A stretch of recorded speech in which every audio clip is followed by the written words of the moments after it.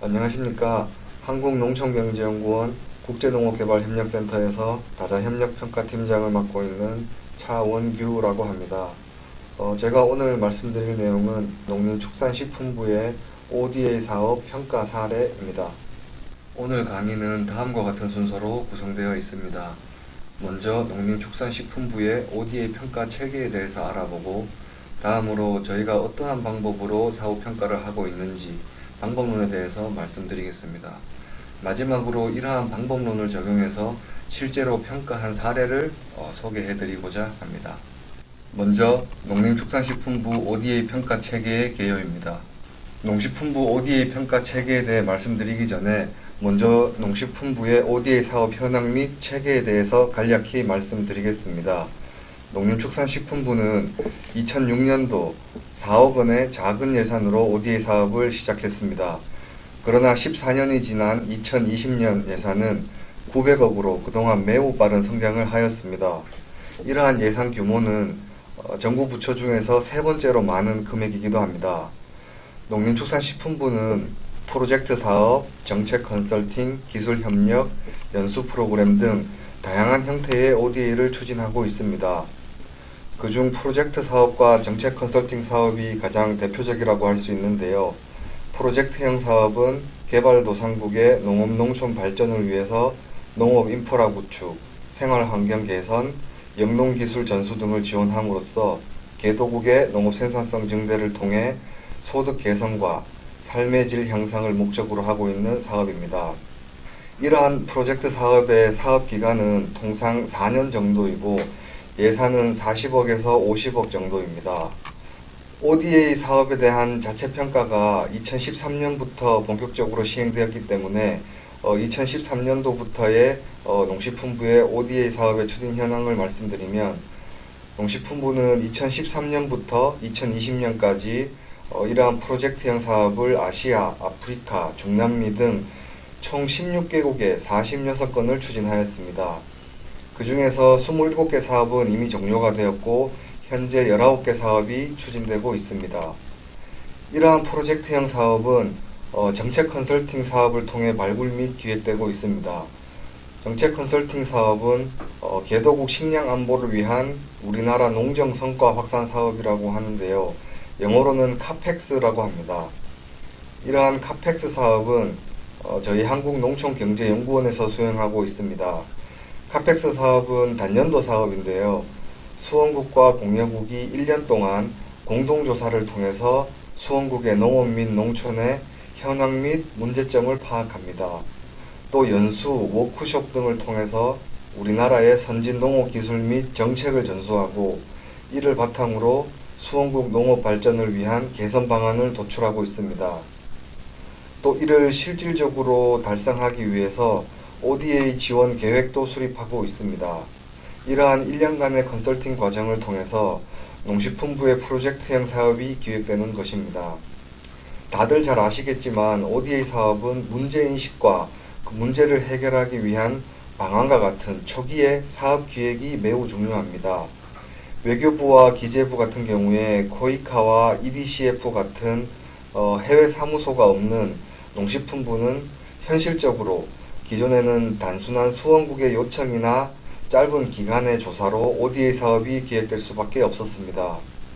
따라서 이러한 카펙스 사업을 통해서 프로젝트를 발굴하고 기획함으로써 ODA 사업의 개발 효과성과 지속 가능성을 제고하고 있습니다. 이러한 카펙스는 2013년도부터 2020년도까지 총 14개국에 24건을 추진하였습니다. 작년까지 매년 3개국을 대상으로 정책 컨설팅을 추진하였고, 2021년도인 올해부터는 매년 5개국을 대상으로 이러한 카펙스 사업을 추진하고 있습니다. 뒤에 다시 말씀드리겠지만 저희 한국농촌경제연구원은 농식품부 ODA 사업의 기획뿐만이 아니라 평가도 전담하고 있습니다. 따라서 아래 그림과 같이 저희 연구원은 농식품부 ODA 사업의 시작과 끝을 담당하고 있다고 할 수 있는데요.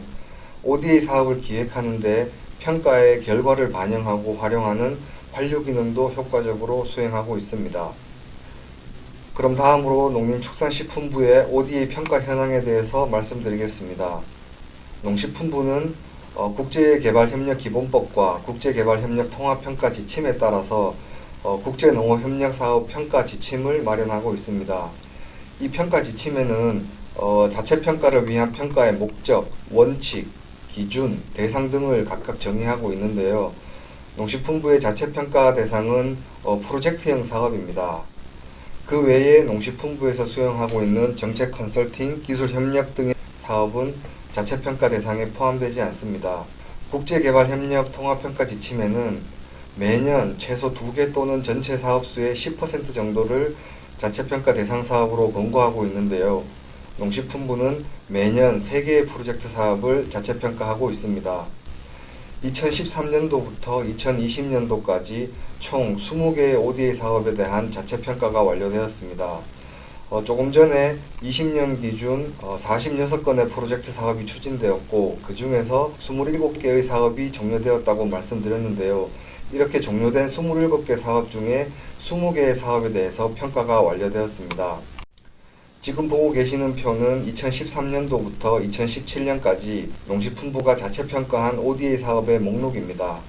총 11개 사업이 2013년도부터 17년까지 평가가 되었는데요. 평가 기관을 보면 알 수 있듯이 다양한 기관이 매년 평가를 수행하였습니다. 이때는 ODA 사업의 관리기관이 이러한 ODA 평가를 외부 용역과제 형태로 수행함으로써 평가의 객관성에 대한 지적뿐만이 아니라 평가의 일관성 및 전문성 축적에도 미흡했다는 지적이 많았습니다. 따라서 농림축산식품부는 2018년에 국제농업협력사업 평가 지침을 개정하였습니다. ODA 사업의 관리기관과 평가관리기관을 분리해서 평가의 객관성과 전문성 축적을 도모하기 위함인데요. 저희 한국농촌경제연구원이 2018년부터 평가관리기관으로 지정되었습니다. 아래 표를 보시면 2018년도부터 2020년도까지 저희 연구원에서 수행했던 농림축산식품부의 ODA 자체평가 목록입니다. 그동안 총 9건의 평가를 수행하였고 올해 3건의 사업을 평가하고 있습니다. 이 중에서 굵게 표시된 베트남과 모잠비크 평가 사례에 대해서는 뒤에서 소개해드릴 예정입니다.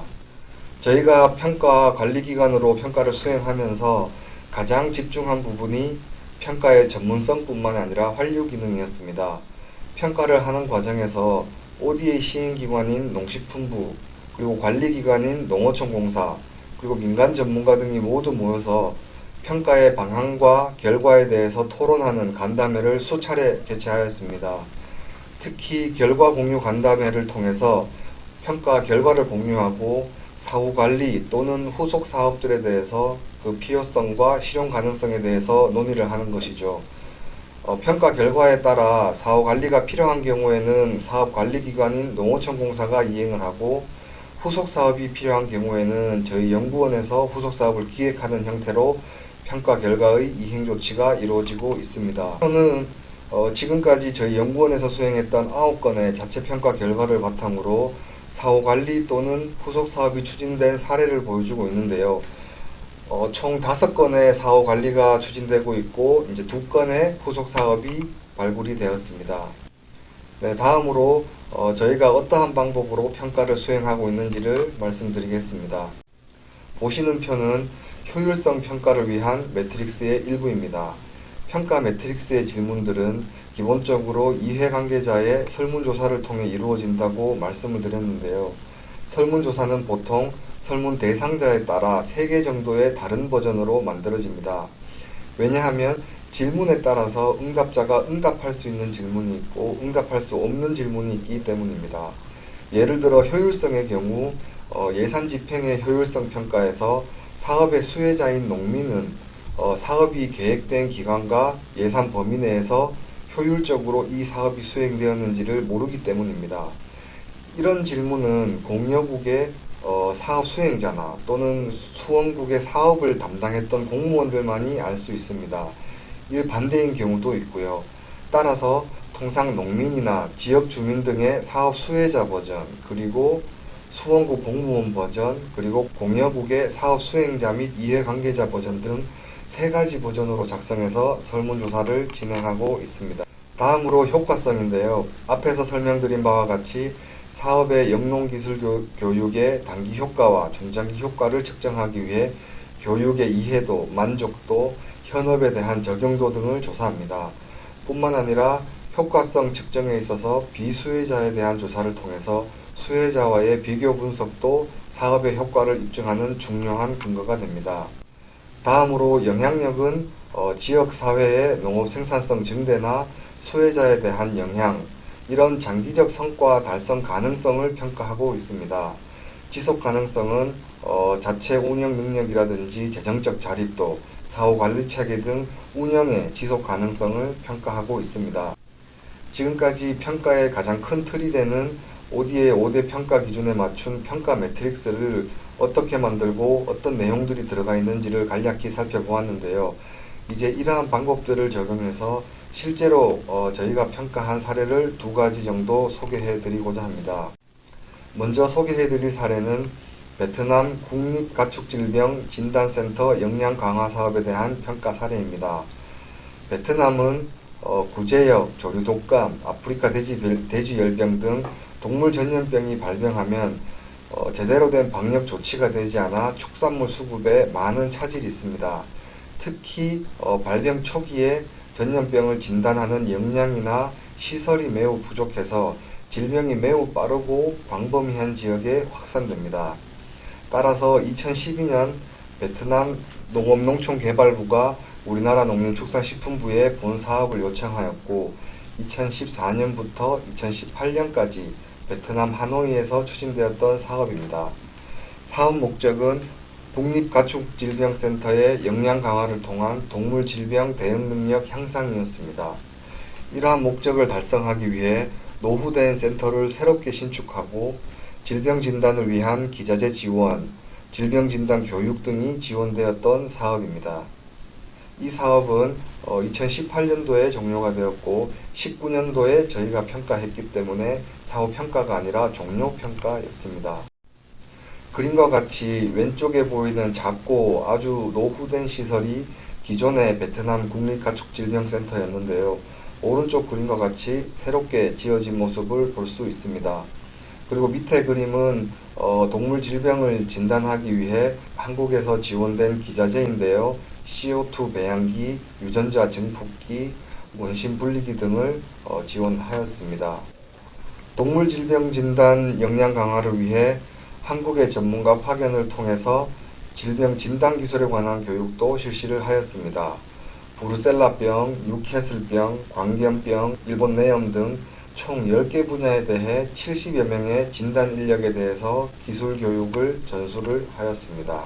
이 평가는 통상 사업이 종료한 뒤 2년 또는 3년 뒤에 이루어지는 사후 평가가 아니라 사업이 종료된 직후에 평가하는 종료 평가였기 때문에 사업의 중장기적 성과를 파악하기보다는 단기 성과를 파악하는 데 초점을 맞추었습니다.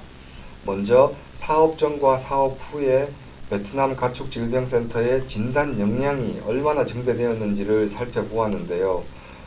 먼저 질병 진단 건수를 보시면 2013년도에는 한 3만 5천 건 정도였던 것이 2019년도에는 9만 3천 건으로 대폭 증가한 것을 볼 수 있었습니다. 또 월별 최대 진단 건수도 13년에는 기술이나 기자재의 부족으로 인해서 450건에 불과했던 것이 2019년도에는 2,000건이 넘었습니다.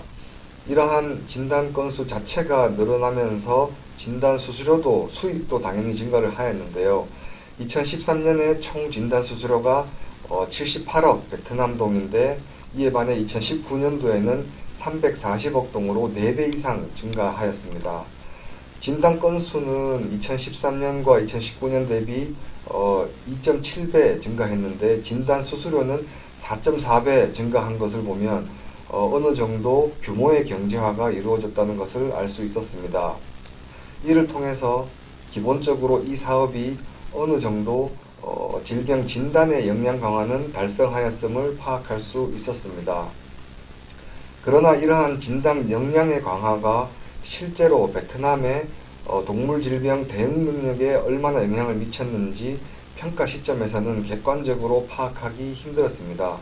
그럼에도 불구하고 베트남의 축산 방역 관련 공무원들의 인터뷰에서 2019년 초에 일어났던 베트남 전역에 확산된 아프리카 돼지열병의 신속한 진단 등을 어느 정도 기여가 했다는 것을 파악할 수 있었습니다. 또 이 평가를 수행하면서 저희가 평가 결과로 도출했던 시사점 및 제언이 있었는데요. 이 사업이 질병 진단 능력의 향상이 국가적 차원의 동물 질병 대응 능력 향상으로 이루어질 수 있도록 중장기 역량 강화 프로그램 지원을 통한 지방 수의 조직으로의 사업 파급력 확대였습니다. 이 사업이 진행 중일 때는 한국의 전문가가 베트남 공무원들에게 기술 전수와 교육을 많이 했었는데요. 이러한 교육받은 베트남의 진단 인력은 베트남 하노이 센터에만 머물러 있고 본인들이 습득한 기술을 지방의 다른 진단센터에는 전달을 파급을 하지 못하는 그러한 상황이었습니다. 또 지방에는 기술과 지식이 있더라도 이를 활용할 수 있는 시설과 장비가 없었고요. 따라서 한국으로부터 전수받은 기술과 지식을 베트남 스스로 지방 수의 조직으로 전파할 수 있는 역량 강화 프로그램을 지원할 필요가 있었습니다. 또 다른 한 가지는 지원 시설의 활용도 제고입니다. 원래 매우 작은 건물에서 제한된 인력으로 근무하다 보니 새롭게 지은 큰 건물에는 군데군데 비어있는 공간이 많이 있었습니다. 이러한 공간을 잘 활용할 수 있도록 추가로 BL2 플러스 수준의 진단 설비와 장비를 지원할 필요가 있었습니다. 사실 제가 질병 관련 전문가가 아니라서 잘은 모르지만 베트남에 지원한 진단 장비와 시설은 BL1 수준이었다고 합니다. 질병 진단으로 치면 가장 낮은 단계의 수준인데요. BL2, BL3 이렇게 올라갈수록 기자재라든지 장비가 더욱 첨단화되고 수준이 높아지는 것이라고 합니다. BL3 같은 경우에는 흠압실이라고 하죠. 외부와 내부가 완전히 차단되어서 바이러스나 병원균이 이동할 수 없도록 저희가 평가하는 과정에서 베트남 정부는 BL3 수준의 시설물이 추가로 필요하다고 강력히 요청을 했었는데요. 한국의 이러한 방역 전문가 의견에는 이러한 BL3 시설을 지원한다 하더라도 현재 베트남의 상황으로는 이 시설을 유지하고 관리하기가 역부족이라고 판단을 하였습니다. 그러나 장기적인 관점에서 질병 진단 역량의 향상을 위해서 필요한 요구였고 실제로 현재 활용되지 않는 이러한 유휴 공간들이 많이 있었기 때문에 공간의 활용도 제고 측면에서도 이러한 추가 지원이 필요하다라고 판단을 했습니다. 따라서 BL3까지는 아니더라도 BL2 플러스 수준의 장비와 시설이 추가적으로 지원이 필요하다는 평가 결과를 도출하였습니다. 이러한 저희 평가의 시사점과 이러한 제언 사항들은 환류 체계를 통해서 후속 사업으로 반영이 되었습니다. 2022년 베트남 국립가축질병센터의 실험 환경 조성 및 고위험군 질병 대응 사업 저희 평가의 결과로 후속 사업으로 추진될 예정입니다. 다음으로 소개해드릴 사례는 모잠비크 농업 생산성 향상을 위한 농업기술 보급체계 구축 사업 평가 사례입니다. 본 사업은 2010년부터 13년까지 추진했던 모잠비크 영농교육 시스템 구축 사업의 후속 사업으로 추진되었던 2차 사업입니다. 1차 사업에서 12억 예산으로 농업교육훈련센터와 시범포 등을 건립하고 1차로 지원된 시설물의 활용 및 영농기술 보급을 위해서 2차로 추진된 역량 강화 사업이었습니다. 2차 사업은 2013년도부터 17년도까지 추진되었고요. 사업의 목표는 영농기술 전수를 통한 농업 생산성 증대였습니다. 이러한 목적을 달성하기 위해서 센터의 효율적인 운영 모델을 제시하고 영농기술을 교육하고 전수하는 것이었습니다. 이 평가 사례를 소개시켜드리는 이유는 이 평가는 2020년 작년에 저희가 평가했던 사업입니다. 잘 아시다시피 작년에 코로나 발병으로 사업 대상지에 대한 현장 방문하고 조사가 불가피한 상황에서 어떻게 평가를 했는지 좋은 참고가 될 수 있을 것 같아서 소개해드리고자 합니다. ODA 사업뿐만 아니라 ODA 평가도 현지 방문이 필수적입니다. 현지를 방문해서 지원된 시설이 잘 활용되고 있는지 또 유지 보수는 잘 되고 있는지를 파악해야겠죠. 또 사업의 이해관계자를 만나서 면담 조사도 하고 저희가 작성한 평가 매트릭스를 바탕으로 설문조사도 하고 이러한 현지에서 거의 모든 평가 업무가 이루어진다고 할 수 있습니다. 그러나 코로나로 인해서 작년에는 이런 모든 일이 불가능했었는데요. 이러한 경우에는 평가를 수행하기 위해서 부득이하게 현지의 컨설턴트나 전문가를 고용하는 비대면 평가를 할 수밖에 없습니다. 이렇게 비대면 평가를 하게 되면 또 평가의 질이나 신뢰도에 큰 문제가 생길 수밖에 없습니다. 그래서 저희는 이러한 것들을 해결하기 위해서 어떠한 노력을 했는지를 잠깐 소개해 드리고자 합니다. 먼저 현지 컨설턴트의 선정 및 비대면 평가 관리 강화입니다. 현지를 방문하지 못하는 상황에서 현지 컨설턴트의 역할은 매우 크다고 할 수 있습니다. 현지 컨설턴트가 조사를 얼마나 잘하느냐 못하느냐에 따라서 평가의 품질이 달라진다고도 할 수 있는데요. 따라서 기본적으로 어느 정도 역량이 입증된 컨설턴트를 고용하는 것이 가장 중요합니다. 이러한 공신력 있는 컨설턴트를 고용하기 위해서는 수원구 공무원이나 현지의 국제기구 또는 대사관 등의 도움을 받는 것이 중요합니다. 특히 현지의 국제기구는 현지의 사정이 밝고 이러한 조사를 많이 해봤기 때문에 많은 도움을 받을 수 있습니다. 이렇게 해서 현지 컨설턴트가 선정이 되면 다음으로는 컨설턴트의 위탁한 업무의 관리 감독을 강화해야 합니다. 저희는 2주일에 한 번씩 프로그레스 리포트를 작성하게 하고 한 달에 한 번은 꼭 화상회의를 통해서 진행되고 있는 조사와 평가 업무를 점검하였습니다. 설문조사나 인터뷰 조사는 중간중간에 조사 방향이나 예기치 못한 상황이 발생할 수 있기 때문에 정기적으로 추진 상황을 체크하는 것이 매우 중요합니다. 그리고 가장 중요한 것은 위탁한 업무에 대해서 완전한 매뉴얼화를 하는 것입니다. 평가의 품질을 담보하기 위해서는 조사자가 어디에서 누구와 무엇을 어떻게 해야 할지를 정확하게 지시자가 전달을 해야 하는데요. 원격으로 화상회의를 해서 아무리 의사소통이 잘 된다 하더라도 실제 조사자와 지시자 간에는 이 조사 결과의 원하는 수준 자체가 다를 수 있습니다. 따라서 모든 조사에 완전한 가이드라인이 중요하다고 할 수 있는데요.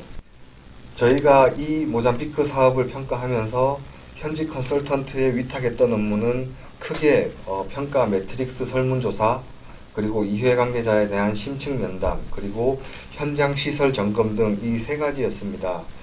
설문조사는 수혜자 184명, 비수혜자 57명에 대해서 조사를 했고, 심층 면담은 수원구 공무원 8명, 그리고 성공 사례 조사로 한 4농가 정도를 면담하였습니다. 또 지원한 시설 및 기자재의 운영이나 관리 상태를 파악하고 동영상과 사진으로 촬영하도록 하였습니다. 이러한 업무를 위탁하면서 조사자가 무엇을 어떻게 해야 할지 모든 체크리스트와 가이드라인, 면담 시나리오를 작성해서 제공을 하였습니다. 이러한 작업을 통해서 비대면 평가임에도 불구하고 성공적으로 평가의 품질과 일관성을 지킬 수 있었습니다. 지금 보고 계시는 표는 조사자가 사업 대상지에 지원된 시설물과 기자재를 점검할 때 사용했던 체크리스트인데요. 보시는 바와 같이 건축물과 시설의 컨디션은 어떠한지, 유지는 잘 되고 있는지, 또 활용도는 어느 정도인지를 체크할 수 있게 가이드라인을 만들어서 제공하였습니다. 또 조사자가 각각의 시설물에 대해서 자기만의 코멘트나 제안을 할 수 있도록 하였습니다. 다음으로 조사자가 수원구 공무원이나 영농교육센터의 관리자 등과 인터뷰 면담을 할 때 무슨 내용에 대해서 면담을 할지를 순서대로 분류해 놓은 가이드라인입니다. 예산의 규모는 어떠한지, 재원은 어디서 나오는지, 향후에 센터 운영 계획은 어떠한지 등을 묻도록 하고 있습니다. 또 현재 센터에서 운영하고 있는 교육 프로그램은 무엇인지, 프로그램의 참여자는 몇 명인지, 그리고 프로그램 기간은 어느 정도인지 등을 가이드라인에 따라 면담할 수 있도록 만들어져 있습니다. 다음으로 실제 사업의 수혜자인 농촌 지도사 및 농민들을 초점 집단 면접의 시나리오입니다. 지원된 사업의 만족도는 어떠한지, 교육받은 기술을 이웃 또는 지역사회에 공유를 하고 있는지, 또 교육받은 기술을 실제 자신의 농업 생산 활동에 활용하고 있는지 등 반드시 조사해야 할 항목들을 정리해서 제공을 하였습니다. 이러한 작업을 통해서 이제 비대면 평가를 성공적으로 할 수 있었습니다. 지금 보는 사진들은 실제로 조사자가 현장 점검을 할 때 촬영한 사진들인데요. 모든 조사와 면담 시에 사진과 동영상을 필수적으로 촬영하도록 하였습니다. 중간에 보시는 사진이 1차 사업으로 건립된 영농교육기술센터의 모습이고요. 그 외에도 지원된 양계장과 시범포에서 이런 닭들과 작물들이 잘 자라고 있는 모습을 볼 수 있습니다. 이 사업은 2010년도부터 13년도까지 추진했던 모잠비크 영농교육 시스템 구축 사업의 1차 사업이죠. 1차 사업의 후속 사업으로 지원되었던 2차 사업입니다. 따라서 1차 사업과 2차 사업의 각각의 효과를 분리하는 것이 매우 중요했습니다. 1차 사업에서 지원된 시설물의 활용 및 영농기술 보급을 위해서 2차로 역량 강화 사업이 추진되었기 때문에 저희는 2차 사업에서 중점적으로 파악한 것은 영농기술 교육의 효과성이었습니다. 교육의 효과성은 단기적으로 교육 과정의 만족도라든지 이해도가 어느 정도인지를 파악하였고, 중장기 효과로 교육받은 기술을 현업에 얼마나 적용하고 있는가, 또는 이러한 교육받은 효과를 이웃 또는 지역사회에 얼마나 잘 보급하고 있는가를 중점적으로 파악하였습니다. 교육 효과로 수혜자 184명과 비혜자 57명에 대한 설문조사 결과를 제시하였는데요. 본 사업에서는 채소, 양계, 농기계, 농촌지도 등 총 4개 과정에 대해서 농촌 지도사 및 농민들을 대상으로 영농기술 교육을 실시하였습니다. 단기 효과인 교육 과정의 만족도와 이해도는 응답자의 90% 이상이 만족하였다 또는 이해하였다라고 응답을 하였습니다. 그 다음으로 중장기 효과로 이제 교육받은 기술에 대해서 현업에 대한 적용도는 어떠한지를 조사하였는데요. 응답자의 70% 정도가 전수받은 기술을 매일 또는 매주 실제 영농 활동에 사용한다고 응답하였습니다. 또한 이같이 교육을 통해서 새롭게 알게 된 기술을 이웃이나 주민에게 얼마나 공유하느냐라는 질문에 모든 응답자의 60% 정도가 매일 또는 매주 공유한다고 응답하였습니다. 이러한 결과는 수혜자와 비수혜자의 비교 분석을 통해서도 통계적으로 유의미한 차이가 있다는 것을 확인하였습니다. 따라서 본 사업은 기존의 사업 목적인 영농기술의 향상 및 보급을 어느 정도 잘 달성하고 있는 것으로 평가하였습니다. 한 가지 아쉬운 점은 영농기술의 보급으로 실제 농업 생산성이 향상되었는가를 파악하는 데에는 객관적인 근거를 확보하지 못했다는 것입니다. 본 사업이 진행되는 과정에서 수혜자에 대한 농업 생산성에 대한 기초선 또는 종요선 자료가 없었기 때문에 저희가 사업 평가 과정에서 수집했던 생산성 자료는 비교할 대상이 없었습니다. 그럼에도 불구하고 수혜자와 비수혜자를 대상으로 생산성 향상에 대한 인식 조사를 하였는데요. 그러니까 응답자의 생각에 영농기술 교육을 받기 전에 하고 받은 후에 자신의 농업 생산성이 얼마나 향상되었는가를 또는 몇 % 증가되었는가를 조사를 하였습니다. 조사 결과 전체 응답자의 70% 이상이 영농기술 교육을 받은 후에 농업 생산성이 증대되었다고 응답하였습니다. 오늘 제가 준비한 것은 여기까지입니다. 궁금하신 점이나 제 도움이 필요하시면 아래 메일로 보내주시면 친절히 답변해 드리도록 하겠습니다. 경청해 주셔서 감사합니다.